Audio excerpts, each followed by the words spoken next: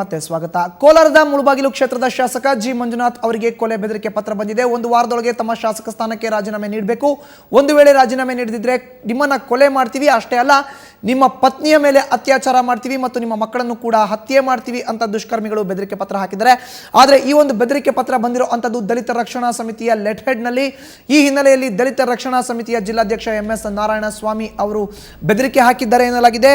ಜೊತೆಗೆ ಈಗಾಗಲೇ ಕೋಲಾರ ಪೊಲೀಸರು ದಲಿತ ರಕ್ಷಣಾ ಸಮಿತಿಯ ಜಿಲ್ಲಾಧ್ಯಕ್ಷ MS ನಾರಾಯಣಸ್ವಾಮಿ ಅವರನ್ನ ವಶಕ್ಕೆ ತೆಗೆದುಕೊಂಡು ವಿಚಾರಣೆಯನ್ನು ಕೂಡ ನಡೆಸ್ತಾ ಇದ್ದಾರೆ. ಮುಳಬಾಗಿಲು ಕ್ಷೇತ್ರದ ಶಾಸಕ ಕೊತ್ತನೂರು ಜಿ ಮಂಜುನಾಥ್ ಅವರು ಸ್ಪೀಕರ್ ಕಾಗೋಡು ತಿಮ್ಮಪ್ಪ ಜೊತೆಗೆ ಕೋಲಾರ ಜಿಲ್ಲಾ SP ಕೂಡ ದೂರು ನೀಡಿದ್ರು. ಈ ಹಿನ್ನೆಲೆಯಲ್ಲಿ ದಲಿತ ರಕ್ಷಣಾ ಸಮಿತಿಯ ಜಿಲ್ಲಾಧ್ಯಕ್ಷ MS ನಾರಾಯಣಸ್ವಾಮಿ ಅವರನ್ನ ಪೊಲೀಸರು ವಶಕ್ಕೆ ತೆಗೆದುಕೊಂಡು ವಿಚಾರಣೆ ನಡೆಸ್ತಾ ಇದ್ದಾರೆ. ಈಗಷ್ಟೇ ಖುದ್ದು ದಲಿತ ರಕ್ಷಣಾ ಸಮಿತಿಯ ಅಧ್ಯಕ್ಷರಾದ MS ನಾರಾಯಣಸ್ವಾಮಿ ಅವರು ಕೂಡ ಸುವರ್ಣ ನ್ಯೂಸ್ ಜೊತೆ ಫೋನ್ ಸಂಪರ್ಕದಲ್ಲಿ ಮಾತನ್ನ ಆಡ್ತಾ ಇದ್ರು. ನಮ್ಮ ಪ್ರತಿನಿಧಿ ಕೂಡ ಸಾಕಷ್ಟು ಮಾಹಿತಿಯನ್ನು ನೀಡ್ತಾ ಇದ್ರು. ಇನ್ನು ಇದೇ ವಿಚಾರಕ್ಕೆ ಸಂಬಂಧಪಟ್ಟಂತೆ ಹೆಚ್ಚಿನ ಮಾಹಿತಿ ನೀಡೋಕ್ಕೆ ನಮ್ಮ ಮತ್ತೊಬ್ಬ ಪ್ರತಿನಿಧಿ ಶಂಕರ್ ಪಾಗೋಜಿ ಈಗ ನಮ್ಮ ಜೊತೆ ದೂರವಾಣಿ ಸಂಪರ್ಕಕ್ಕೆ ಸಿಕ್ಕಿದ್ದಾರೆ. ಶಂಕರ್ ಪಾಗೋಜಿ, ಮುಳಬಾಗಿಲು ಕ್ಷೇತ್ರದ ಶಾಸಕ ಕೊತ್ತನೂರು ಜಿ ಮಂಜುನಾಥ್ ಅವರಿಗೆ 2 ದಿನಗಳ ಹಿಂದೆ ಬೆದರಿಕೆ ಪತ್ರ ಬಂದಿದೆ. ಅದರಲ್ಲೂ ದಲಿತ ರಕ್ಷಣಾ ಸಮಿತಿಯ ಲೆಟ್ ಹೆಡ್ನಲ್ಲಿ ಅನ್ನೋ ಹಿನ್ನೆಲೆಯಲ್ಲಿ ಅವರು ಈಗಾಗಲೇ ಸ್ಪೀಕರ್ ಜೊತೆಗೆ SP ಗೆ ದೂರನ್ನ ನೀಡಿದ್ದಾರೆ. ಏನಿದೆ ಹೆಚ್ಚಿನ ಮಾಹಿತಿ ಇದ್ರ ಬಗ್ಗೆ?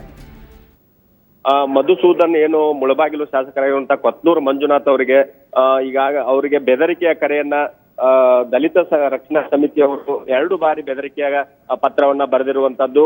ಒಂದು ಕೋಲಾರದಲ್ಲಿ ಬರೆದಿದ್ದಾರೆ, ಇನ್ನೊಂದು ಅವರ ಶಾಸಕರ ಕೊಠಡಿ ಏನಿದೆ ಅಲ್ಲಿಗೆ ಒಂದು ಪತ್ರವನ್ನ ಕಳಿಸಿಕೊಟ್ಟಿರುವಂತದ್ದು. ಈ 2 ಬಾರಿ ಪತ್ರ ಬಂದ ಹಿನ್ನೆಲೆಯಲ್ಲಿ ಮಂಜುನಾಥ್ ಅವರು ಈ ಪ್ರಕರಣವನ್ನ ಸ್ಪೀಕರ್ ಅವರ ಗಮನಕ್ಕೆ ತಂದಿದ್ದಾರೆ. ತಮಗೆ ಪತ್ರ ಬಂದಿರುವುದನ್ನ ಸ್ಪೀಕರ್ ಅವರಿಗೂ ಕೂಡ ನೀಡಿದ್ದಾರೆ. ಅಲ್ಲಿ ಕೋಲಾರ SP ಅವರಿಗೂ ಕೂಡ ತಮಗೆ ಈ ರೀತಿಯ ಬೆದರಿಕೆ ಬಂದಿದೆ ಅಂತ ಅಲ್ಲಿ ಒಂದು ದೂರನ್ನ ಕೊಟ್ಟಿದ್ದಾರೆ. ಸ್ಪೀಕರ್ ಅವರಿಗೆ ಈ ದೂರನ್ನ ಕೊಟ್ಟು ಈ ರೀತಿಯ ಪ್ರಕರಣ ನನಗೆ 2ನೇ ಬಾರಿಯ ಈ ರೀತಿಯ ಪತ್ರ ಬಂದಿರುವಂತದ್ದು, ಈ ಬಗ್ಗೆ ನೀವು ಸೂಕ್ತ ಕ್ರಮ ಕೈಗೊಳ್ಳಬೇಕನ್ನುವಂತ ಒಂದು ಮನವಿಯನ್ನ ಮಾಡ್ಕೊಂಡಿದ್ದಾರೆ. ಆ ಪತ್ರದಲ್ಲಿ ಅವರು ಪರಿಶಿಷ್ಟ ವರ್ಗಕ್ಕೆ ಸೇರಿಲ್ಲ ನೀವು ಅನ್ನುವ ಕಾರಣಕ್ಕೆ ನೀವು ರಾಜೀನಾಮೆಯನ್ನ ಕೊಡಬೇಕು ಅನ್ನುವಂತ ಒಂದು ಅವಾಚ್ಯ ಶಬ್ದಗಳನ್ನ ಉಪಯೋಗಿಸಿ ಪತ್ರವನ್ನ ಬರೆದಿರುವಂತದ್ದು. ನೀವು ರಾಜೀನಾಮೆ ಕೊಡದೇ ಇದ್ರೆ ನಿಮ್ಮ ಕುಟುಂಬವನ್ನ ಮುಗಿಸ್ತೀನಿ ಅನ್ನುವಂತ ಒಂದು ಪದ ಬಳಕೆಯನ್ನು ಕೂಡ ನಾರಾಯಣ ಸ್ವಾಮಿ ಅನ್ನುವರು ಮಾಡಿದ್ದಾರೆ. ಅದೇ ಹಿನ್ನೆಲೆಯಲ್ಲಿ ಶಾಸಕರು ಅದನ್ನ ಸ್ಪೀಕರ್ ಅವರ ಗಮನಕ್ಕೆ ತಂದಿದ್ದಾರೆ. ಸ್ಪೀಕರ್ ಅವರು ಈ ಪ್ರಕರಣದ ಕುರಿತಂತೆ ನಾಳೆ ನಾನು ಸೂಕ್ತ ಕ್ರಮ ಕೈಗೊಳ್ತೀನಿ ಅನ್ನುವಂತ ಒಂದು ಭರವಸೆಯನ್ನ ಕೊಟ್ಟಿದ್ದಾರೆ ಅನ್ನುವಂತ ಒಂದು ಮಾತನ್ನ ಮಂಜುನಾಥ್ ಅವರು ನಮಗೆ ಹೇಳಿದ್ರು. ಆ ಹಿನ್ನೆಲೆಯಲ್ಲಿ ಮಂಜುನಾಥ್ ಅವರು ನಾಳೆವರೆಗೂ ಈ ಪ್ರಕರಣದ ಕುರಿತಂತೆ ಅವರು ಯಾವುದೇ ಹೇಳಿಕೆ ಕೊಡಬೇಕು. ಶಂಕರ್ ಪಾಗೋಜಿ, ನಿಮ್ಮನ್ನು ಮತ್ತೆ ಸಂಪರ್ಕ ಮಾಡ್ತೀನಿ. ಇನ್ನು ಇದೇ ವಿಚಾರಕ್ಕೆ ಸಂಬಂಧಪಟ್ಟಂಗೆ ಖುದ್ದು ದಲಿತ ರಕ್ಷಣಾ ಸಮಿತಿಯ ಜಿಲ್ಲಾಧ್ಯಕ್ಷರಾದಂತಹ MS ನಾರಾಯಣಸ್ವಾಮಿ ಅವರು ನಮ್ಮ ಜೊತೆ ದೂರವಾಣಿ ಸಂಪರ್ಕಕ್ಕೆ ಸಿಕ್ಕಿದ್ದಾರೆ. ನಾರಾಯಣಸ್ವಾಮಿ ಅವರ ಈಗಾಗಲೇ ನೀವು ಹೇಳ್ತಾ ಇದ್ರಿ ಇದನ್ನ ಖುದ್ದು ಶಾಸಕರೇ ತಯಾರು ಮಾಡ್ಕೊಂಡಿರಬಹುದು, ನನಗೆ ಗೊತ್ತಿಲ್ಲ ಅಂತ. ಮಾತನ್ನ ಮುಂದುವರಿಸೋದಾದ್ರೆ ಏನ್ ಹೇಳ್ತೀರಿ ಈ ಸಂದರ್ಭದಲ್ಲಿ? ಶಾಸಕರೇ ನಮ್ಮ ಲೆಟರ್ನ ಕದ್ದುಕೊಂಡು ಓಕೆ ಆ ಲೆಟರ್ನ ಅವ್ರಿಗೆ ಪೋಸ್ಟ್ ಮಾಡ್ಕೊಂಡು 3ನೇ ಕ್ಲಾಸ್ 30 ಸಲ ಫೈಲ್ ಆಗಿರ್ತಾರೆ ನೋಡ್ರಿ. ಆ ರೀತಿ ಸಿಗ್ನೇಚರ್ ಮಾಡಿ ಅವ್ರು ಮಾಡ್ಕೊಂಡು ಅವರೇ ಕ್ರಿಯೇಟ್ ಮಾಡ್ತಾ ಇದಾರೆ ಇದನ್ನ. ಅಲ್ಲ ನಾರಾಯಣಸ್ವಾಮಿ ಅವರೇ, ಖುದ್ದು ಶಾಸಕರು ನಿಮ್ಮ ಒಂದು ಲೆಟರ್ ಹೆಡ್ ನ ಕದ್ದಿದ್ದಾರೆ ಅಂತ ಆರೋಪ ಮಾಡ್ತಿದ್ರಿ. ಅವ್ರಿಗೆ ಯಾತಕ್ಕೆ ಬೇಕು ಈ ರೀತಿಯಾದಂತ ಒಂದು ವಿಷಯ ಆದ್ರೂ ಅವರು ಮಾಡ್ಬೇಕು ಅನ್ನೋದು ಏನಿದೆ? ಮಾಡ್ಬೇಕೇನಿದೆ ಅಂದ್ರೆ ಅವ್ರ ವಿರುದ್ಧ ನಾವು ಜಿಲ್ಲಾದ್ಯಂತ ಹೋರಾಟ ಮಾಡಿದ್ದೀವಿ, ರಾಜ್ಯಾದ್ಯಂತ ಹೋರಾಟ ಮಾಡಿದ್ದೀವಿ. ಇತ್ತೀಚೆಗೆ ನಮಗೆ ಭಾರತ್ ಜ್ಯೋತಿ ಅವಾರ್ಡ್ ಅಂತ ಬರ್ತಾ ಇದೆ. ಡೆಲ್ಲಿನಲ್ಲಿ ಭಾರತ್ ಜ್ಯೋತಿ ಅವಾರ್ಡ್ ಕೊಡ್ತಾ ಇದ್ದಾರೆ. ಆ ಒಂದು ವಿಚಾರ ಅವ್ರಿಗೂ ಗೊತ್ತಾಗಿರ್ಬೇಕೇನೋ, ಅದನ್ನ ಆಗ್ಲಿಸಬಾರ್ದು ಅಂತ ಹೇಳ್ಬಿಟ್ಟು ಏನಾದ್ರು ಅವರು ಈ ರೀತಿ ಮಾಡಿದ್ದಾರೆ ನನಗೆ ಗೊತ್ತಿಲ್ಲ. ನಾವು ಅವರು ದಯವಿಟ್ಟು ಮೀಡಿಯಾ ಮಿತ್ರರು ಲೆಟರ್ ಅಲ್ಲಿ ಬರೆದು ಕೊಲೆ ಬೆದರಿಕೆ ಹಾಕುವಂತದ್ದು ಅವಿದ್ಯಾವಂತರು ಯಾರಾದ್ರೂ ಇದ್ದಾರಾ ಇದ್ದಾರಾ? ಹೇಳ್ರಿ, ನೀವ್ ಹೇಳ್ರಿ. ಲೆಟರ್ ಅಲ್ಲಿ ಅಕಸ್ಮಾತ್ ಎದುರಿಕೆ ಏನಾದ್ರು ಮಾತಾಡ್ಬೋದು, ಎದುರಲ್ಲಿ ಮಾತಾಡ್ಬೋದು, ಅದು ಬಿಟ್ರೆ ಅಲ್ಲ ನಾರಾಯಣಸ್ವಾಮಿ ಅವರೇ, ಇದರಲ್ಲಿ ಲೆಟರ್ ಹೆಡ್ ಅಲ್ಲಿ ಕೊಲೆ ಬೆದರಿಕೆ ಹಾಕಿರೋದಂತೂ ನಿಜ. ಆದ್ರೆ ಈ ರೀತಿಯಾದಂತ ಕೊಲೆ ಬೆದರಿಕೆ ಬಂದಿರೋದು ದಲಿತ ರಕ್ಷಣಾ ಸಮಿತಿಯ ಲೆಟರ್ ಹೆಡ್ ಅಲ್ಲಿ. ಈ ಹಿನ್ನೆಲೆಯಲ್ಲಿ ಜೊತೆಗೆ ನಿಮ್ಮ ಒಂದು ಸಹಿ ಕೂಡ ಆ ಒಂದು ಪತ್ರದಲ್ಲಿ ಇದೆ ಅನ್ನೋದು ಪ್ರಾಥಮಿಕವಾಗಿ ಮಾಹಿತಿ ಪ್ರಕಾರ ತಿಳಿದು ಬಂದಿದೆ. ಅದು ನಮ್ಮದೇ ಸಹಿ ಅಂತ ನೀವ್ಯಾಗ ಹೇಳ್ತೀರಿ ಹೇಳಿ? ಅಲ್ಲ, ದಲಿತ ರಕ್ಷಣಾ ಸಮಿತಿಯ ಜಿಲ್ಲಾಧ್ಯಕ್ಷರ ಪ್ಲೀಸ್ ನಾನು ಹೇಳೋದನ್ನ ನೀವು ಕೇಳಿ, ನೀವ್ ಹೇಳೋದು ನಾನು ಕೇಳೋದಲ್ಲ. ನಂದೇ ಸಿಗ್ನೇಚರ್ ಅಂತ ನೀವು ಅಷ್ಟು ಸ್ಪಷ್ಟವಾಗಿ ಹೇಳ್ತಾ ಇದ್ದೀರಲ್ಲ. ನಾನು ಹೇಳ್ತಾ ಇರೋದು ಸ್ಪಷ್ಟವಾಗಿ ನಿಮ್ದೇ ಸಿಗ್ನೇಚರ್ ಅಲ್ಲ, ನಿಮ್ಮ ಹೆಸರು ಅದರಲ್ಲಿ ನಮೂದಿಸಲಾಗಿದೆ ಅಂತ ಹೇಳ್ತಿದ್ದೀನಿ. ನಮೂದಿಸಲಾಗಿದೆ, ಹಾಗೆ ಹೇಳಿ, ಬೇಕಾದ್ರೆ ನಾವು ಉತ್ತರ ಕೊಡ್ತೀವಿ. ಅರ್ಥ ಆಯ್ತಾ?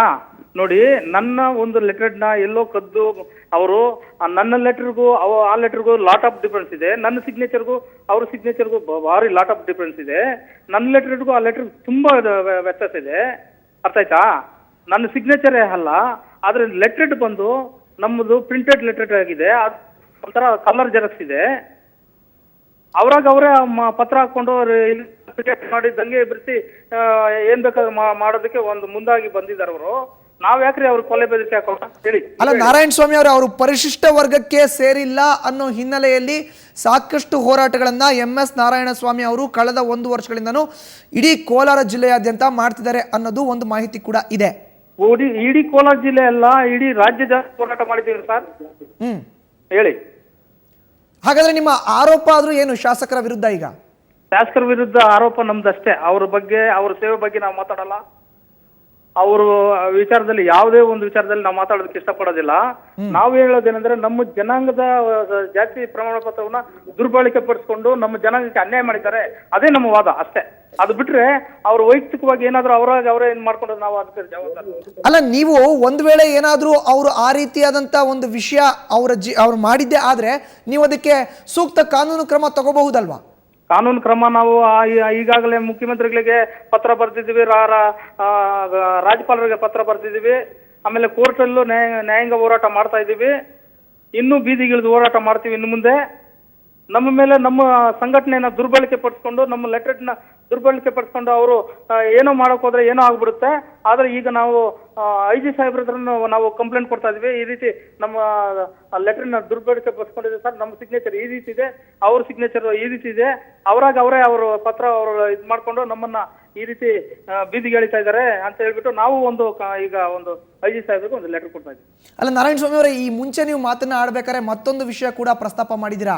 ಎಷ್ಟೋ ಬಾರಿ ಅವರು ನನ್ನ ಜೊತೆ ಮಾತನ್ನ ಆಡ್ಬೇಕು, ರಾಜ್ಯ ಸಂಧಾನ ಮಾಡ್ಕೋಬೇಕು ಅಂತ ತೆರೆಮರೆನಲ್ಲಿ ಸಾಕಷ್ಟು ಕಸರತ್ತನ್ನ ಮಾಡ್ತಾ ಇದ್ರು. ಆದ್ರೆ ನಾನು ಹೋಗಿಲ್ಲ, ಅವ್ರ ಜೊತೆ ಕೈ ಜೋಡಿಸಿಲ್ಲ ಅಂತ. ಹೌದು.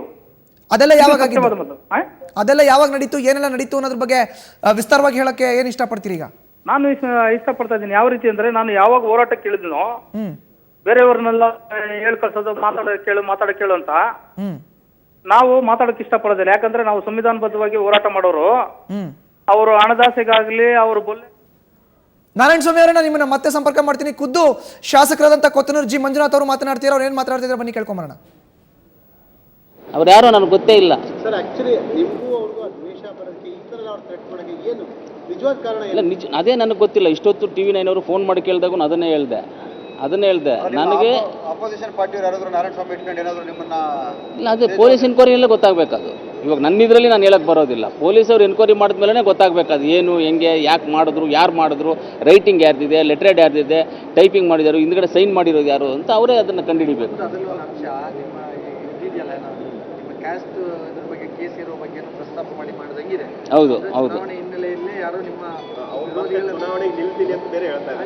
ನಿಮ್ಮ ಚುನಾವಣೆ ರಿಲೇಟೆಡ್ ಆಗದಿರೋರೇ ಮಾಡಿದಂಗೆ ಕಾಣ್ತಾ ಇದೆ. ಆ ಲೆಟರ್ನ ಅಂಶ ನೋಡೋಣ.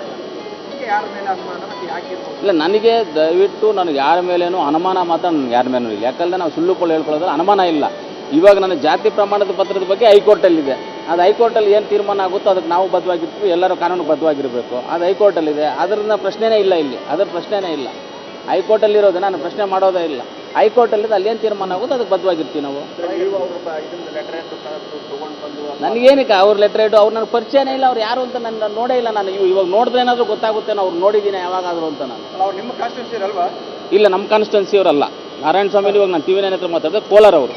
Sir, okay sir. ಅವರು ಏನಾದರೂ ಸಂಘಟನೆ ಇದೆ ಅನ್ನೋದಾದ್ರೂ ನಿಮಗೆ ಮಾಹಿತಿ ಇದೆಯಾ? ಈ ಥರ ದಲಿತ ಸಂಘಟನೆ, ರಕ್ಷಣಾ ಸಮಿತಿ ಅಂತ ನಿಮ್ಮ ಜಿಲ್ಲೆಯಲ್ಲಿ ಈ ಥರ ಒಂದು ಸಂಘಟನೆ ಇರೋದು? ನಾನು ಇವಾಗ ನೋಡ್ತಾ ಇರೋದು ಇವಾಗಲೇ ಇದೆ ಸಂಘಟನೆ ಅಂತ. ನಾನು ಯಾವತ್ತೂ ಆ ಪತ್ರನೂ ನೋಡಿಲ್ಲ, ಅದು ನೋಡೂ ಇಲ್ಲ. ಇಲ್ಲ, ಫೋನ್ ಕರೆ ಮೂಲಕ ಯಾವುದೂ ಬಂದಿಲ್ಲ. ಈ ಲೆಟ್ರ್ ಬಂದಿರೋದಷ್ಟೇ. 2 ಲೆಟ್ರು ಕಾನ್ಸ್ಟಿಟ್ಯೂನ್ಸಿಗೆ ಒಂದು ಬಂದಿದೆ, ಇಲ್ಲೊಂದು ಬಂದಿದೆ. 2 ಲೆಟ್ರ್ ಬಂದಿದೆ ಅಷ್ಟೇ. ಅದು ಬಿಟ್ಟರೆ ಫೋನ್ಗೆ ಯಾವುದೂ ಬಂದಿಲ್ಲ. ಫೋನ್ ಯಾವುದೂ ಬಂದಿಲ್ಲ. ಸ್ಪೀಕರ್ ನಾಳೆ ಚರ್ಚೆ ಮಾಡೋಣಪ್ಪ ಇದ್ರ ಬಗ್ಗೆ ಅಂತ ಹೇಳಿ. ನಾಳೆ ಚರ್ಚೆ ಮಾಡಿದೆ. ನಾಳೆ ಚರ್ಚೆ ಮಾಡೋವರೆಗೂ ಸುಮ್ಮನೆ ಇರೋ ನೀನು. ನಾಳೆ ಚರ್ಚೆ ಮಾಡಿ ಅದೇನು ಕಾನೂನು ಇದೆಯೋ ಕಾನೂನು ಪ್ರಕಾರ ಕ್ರಮ ತಗೊಳ್ಳೋಣ ಅಂತ ಹೇಳಿದ್ದೆ. ಜಿಲ್ಲಾ SP ಅವ್ರು ಕೊಟ್ಟಿದ್ದೀನಿ. ಅದೇ ಜಿಲ್ಲಾ SP ಅವ್ರು ಕೊಟ್ಟು ನಾನೇನು ರೈಟಿಂಗಲ್ಲಿ ಕೊಟ್ಟಿಲ್ಲ. ಈ ಲೆಟ್ರ್ ಕೊಟ್ಟೆ ಅವರಿಗೆ, ಹಿಂಗೆ ಬಂದಿದೆ ಸರ್, ಇದು ಸ್ವಲ್ಪ ಪರಿಶೀಲನೆ ಮಾಡಿ ಅಂತ, ಯಾರು ಏನು ಅಂತ ಎನ್ಕ್ವೈರಿ ಮಾಡಿ ಅಂತ ಕೊಟ್ಟೆ ಅವರು. ಅವ್ರು ಎನ್ಕೌಂಟ್ ಮಾಡಿ ಯಾರು ಏನು ಅಂತ ಹೇಳಿದ್ರೆ ಆಮೇಲೆ ನಾನು ರೈಟಿಂಗಲ್ಲಿ ಕೊಡೋಣ ಅಂತ ಒಂದು ಇಟ್ಕೊಂಡು ಲೆಟರ್ ಕೊಟ್ಬಿಟ್ಟು ಬಂದಿದ್ದೀನಿ. ಎಸ್ ಪಿ ಅವ್ರ ಹತ್ರ ಇನ್ನೂ ಮಾತಾಡಿಲ್ಲ, ಇವತ್ತು ಮಾತಾಡಬೇಕು. ಇವಾಗ ಇಷ್ಟೆಲ್ಲ ಆದಮೇಲೆ ಎಸ್ ಪಿ ಹತ್ರ ಈಗ ಮಾತಾಡ್ತೀನಿ. ನಾರಾಯಣಸ್ವಾಮಿ ಅನ್ನೋ ವ್ಯಕ್ತಿ ನೋಡಿಲ್ಲ, ಪರಿಚಯ ಇಲ್ಲ, ನಾರಾಯಣಸ್ವಾಮಿ ನನಗೇನು ಪರಿಚಯ ಇಲ್ಲ, ನೋಡಿರ್ಬೋದೇನೋ. ಅಂದರೆ ಇವಾಗ ಯಾವ ನಾರಾಯಣಸ್ವಾಮಿ ಇದ್ರೆ ನನಗೆ ಜ್ಞಾಪಕ ಬರ್ತಾ ಇಲ್ಲ. ನೋಡಿದ್ರೆ ಗೊತ್ತಾಗ್ಬೋದು ಇವರೇನಾ ಅವರೇನಾ ಏನು ನನಗೆ ಪರಿಚಯ ಇದ್ದಾರಾ ಇಲ್ವಾ ಅಂತ ನೋಡಿದ್ರೆ ಗೊತ್ತಾಗುತ್ತೆ. ಸರ್ ಯಾವತ್ತಾದ್ರೂ ಉದ್ದೇಶ ಇರ್ಬೋದು ನಾರಾಯಣಸ್ವಾಮಿ ಅಂತ ಇಂಥವ್ರನ್ನು ನಿಮ್ಗೆ ಗೊತ್ತಿಲ್ಲ. ಹೌದು. ಯಾರಾದರೂ ಒಬ್ಬ ವ್ಯಕ್ತಿಯ ಜೊತೆ ನಿಮಗೆ ಈ ದತ್ತ ಸಂಘರ್ಷ ರಕ್ಷಣಾ ಸಂಸ್ಥೆಯಲ್ಲಿರುವ ಒಬ್ಬ ವ್ಯಕ್ತಿಯ ಜೊತೆ ನಿಮಗೂ ಮತ್ತು ಅವ್ರಿಗೂ ಆಗದೇ ಇರುವಂತಹ ಸಂದರ್ಭಗಳು ಇದೆ, ಅಂಥವಿದೆ. ನಿಮ್ಮ ಜಾತಿಯನ್ನ ಪ್ರಶ್ನೆ ಮಾಡಿರುವಂತ ವ್ಯಕ್ತಿಗಳು ಚುನಾವಣೆ ಸಂದರ್ಭದಲ್ಲಿ ಇದ್ರದ್ದು ಜಾತಿಯ ಪ್ರಶ್ನೆ ಮಾಡಿರೋ ಇದ್ದಾರೆ. ಅವರು ಕೇಸುಗಳು ಹಾಕಿದ್ದಾರೆ. ಕೇಸ್ ಎಲ್ಲರೂ 22 ಜನ 30 ಜನ ಕೇಸ್ ಹಾಕಿದ್ದಾರೆ. ಕೇಸು ನಡೀತಾ ಇದೆ. ಅದರಲ್ಲಿ ನಾರಾಯಣಸ್ವಾಮಿ ಅಂತ ಯಾರು ಸರ್ ಇಲ್ಲ, ಅದೇ ನಾರಾಯಣಸ್ವಾಮಿ ಅಂತ ಅದರಲ್ಲಿ ಕೇಸಲ್ಲಿ ಇದ್ದಾರೆ ನನಗೆ ಗೊತ್ತಿಲ್ಲ. ಅಂದರೆ ಅವ್ರ ಮುಖ ನೋಡಿದ್ರೆ ಗೊತ್ತಾಗುತ್ತೆ ಇವಾಗ ನನಗೆ ಅವರನ್ನ ಇಲ್ಲ ನಾರಾಯಣಸ್ವಾಮಿ ನನಗೆ ಪರಿಚಯ ಇದ್ದಾರೆ ಇಲ್ವಾ ಅಂತ ಗೊತ್ತಾಗುತ್ತೆ. ಮುಖ ನೋಡ್ಬೇಕು ನಾನು, ಅವ್ರ ಮುಖ ನೋಡಿದ್ರೆ ಗೊತ್ತಾಗುತ್ತೆ ಅವ್ರ ಪರಿಚಯಸ್ತ್ರ ಇಲ್ವಾ ನನಗೆ. ಇವಾಗ ಈ ನಾರಾಯಣಸ್ವಾಮಿ ಯಾರು ಅಂತ ನನ್ನ ಪರಿಚಯ ಇದ್ದಾರೆ ಇಲ್ವಾ ಅಂತ ಮುಖ ನೋಡಿದ್ರೆ ಗೊತ್ತಾಗುತ್ತೆ. ರೈಟ್ ಸರ್, ಮೊದಲನೇ ಪತ್ರ ಬಂದಿತ್ತಲ್ಲ, ಆ ಪತ್ರದಲ್ಲೂ ಇದೇ ರೀತಿ ಬಂದಿದ್ರೆ ಇಲ್ಲ ಸೇಮ್ ಪತ್ರ ಏನು ಡಿಫ್ರೆನ್ಸ್ ಏನಿಲ್ಲ. ಇದೆ 2 ಅಡ್ರೆಸ್, ಅಲ್ಗೊಂದು ಕಳಿಸಿದ್ರೆ ಇಲ್ಲಿಗೊಂದು ಕಳಿಸಿದ್ರೆ ಸೇಮ್ ಪತ್ರ ಬಂದಿದೆ. ಸರ್ ಪೊಲೀಸ್ಗೆ ರೈಟಿಂಗಲ್ಲಿ ಕೊಟ್ಟಿಲ್ಲ, ಪತ್ರವನ್ನು ಕೊಟ್ಟು ನೋಡಿ ಅಂತ ಹೇಳಿದ್ದೀನಿ. ಯಾಕಂದರೆ ನಾವು ಸುಮ್ಮನೆ ಯಾವುದೋ ಕೊಡೋದೇನಲ್ಲ, ಅದನ್ನ ಬಗ್ಗೆ ಪರಿಶೀಲನೆ ಮಾಡಲಿ ಏನು ಅಂತ ಗೊತ್ತಾಗಲಿ ಅಂತ ಎಸ್ ಪಿ ಅವರಿಗೆ ಅವತ್ತು ಅಲ್ಲಿ ನಾವು ಮಾತಾಡಬೇಕಾದ್ರೆ ಲೆಟ್ರ್ ಕೊಟ್ಟಿದ್ದೀನಿ. ಇವತ್ತು ಅಂದ್ಕೊಂಡಿದ್ದೆ ನಾನು ಇವತ್ತು ರೈಟಿಂಗಲ್ಲಿ ಕೊಡಬೇಕು ಅಂತ. ಅಂದರೆ ಇವಾಗ ಆಲ್ರೆಡಿ ಸ್ಪೀಕರ್ ಅವರು ರೈಟಿಂಗ್, ಯಾಕಂದರೆ ಇಲ್ಲೊಂದು ಪತ್ರ ಬಂದ ಮೇಲೆ ಇನ್ನು ನಾವು ಸುಮ್ಮನೆ ಇರೋದು ಬೇಡ ಅಂತ ಇಲ್ಲಿ ರೈಟಿಂಗಲ್ಲಿ ಕೊಟ್ಟಿದ್ದೆ. ಹೌದು, ಇಲ್ಲ ಕಂಪ್ಲೇಂಟ್ ಇಲ್ಲ, ಇವಾಗ ಸ್ಪೀಕರ್ ಅವ್ರು ಕೊಟ್ಟಿದ್ದೀವಿ. ಮೊದಲು ಇಲ್ಲಿ ಕೊಟ್ಟಿದ್ದೀವಿ. ಇವತ್ತು ನಾನು ಇಲ್ಲಿ ಸೆಷನ್ ಒಳಗಡೆ ಇರಬೇಕಂದ್ರೆ ನನಗೆ ಬಂದಂಥ ಕಾಗದ ಇದು. ಇಲ್ಲ LH ಬಂತು, ಅಲ್ಲಿಂದ ನಾನು PA ತೊಗೊಂಬಂದು ಕೊಟ್ಟರು ನನಗೆ. ಒಳಗಡೆ ಇರಬೇಕಂದ್ರೆ ಬಂತು, ಆ ತಕ್ಷಣ ಹೋಗ್ಬಿಟ್ಟು ಅಲ್ಲೇ ಕೊಟ್ಬಿಟ್ಟೆ ನಾನು.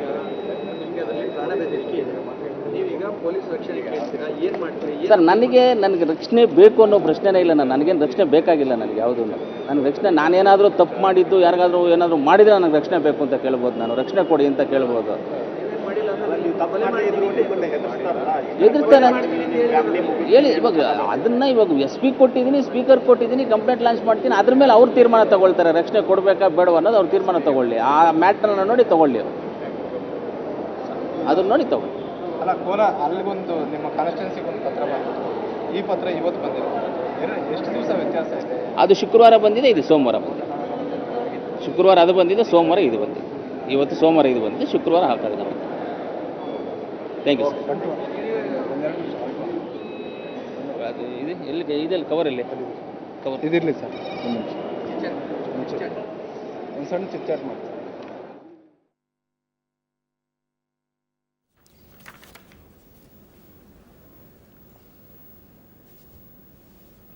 ಇನ್ನು ಇದು ಮುಳಬಾಗಿಲು ಕ್ಷೇತ್ರದ ಶಾಸಕ ಕೊತ್ತನೂರು ಜಿ ಮಂಜುನಾಥ್ ಅವರು ವಿಧಾನಸೌಧದಲ್ಲಿ ಮಾಧ್ಯಮಗಳ ಮುಂದೆ ಹೇಳಿಕೆಯನ್ನು ನೀಡ್ತಾ ಇದ್ದಾರೆ.